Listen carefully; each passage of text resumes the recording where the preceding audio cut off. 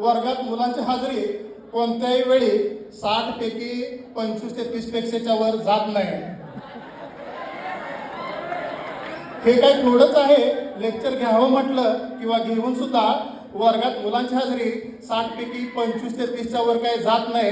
हे असं कुठवर चालायचं, हे असं कुठवर चालायचं. पुढची तर गमत जरा वेगळीच आहे. मुलं म्हणतात वेळापत्रकात लेक्चर नंतर प्रॅक्टिकल टाइम टेबल मध्ये हाय. मुलं म्हणतात वेळापत्रकात लेक्चर नंतर प्रॅक्टिकल टाइम टेबल मध्ये हाय. विभागाने प्रॅक्टिकल 4 वर्षात झाल्याचं काही आठवत नाही.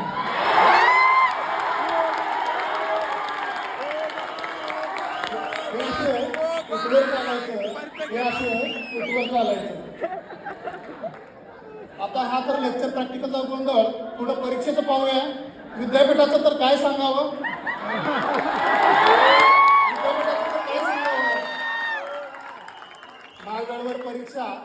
महावेळेवर परीक्षा निकाल कधी निकाल लागला तर एका व्हॉट्सअप ग्रुपवरच्या PDF वर पास तर दुसऱ्या व्हॉट्सअप ग्रुपवर नापास.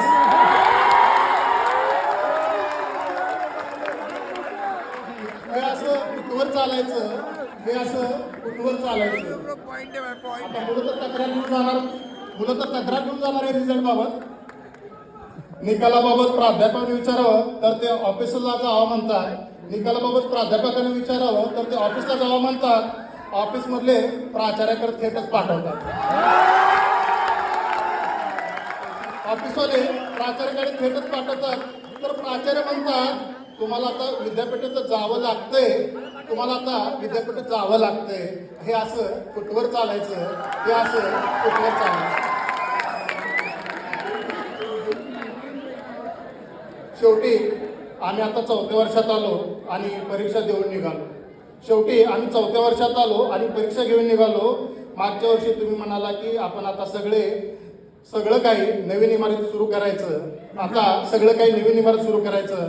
आमच्या ज्युनियरला तरी लेक्चर आणि प्रॅक्टिकल करता नवीन इमारत जाणार की नाही आणि असं कुठवर चालायचं, हे असं कुठवर चालायचं. धन्यवाद.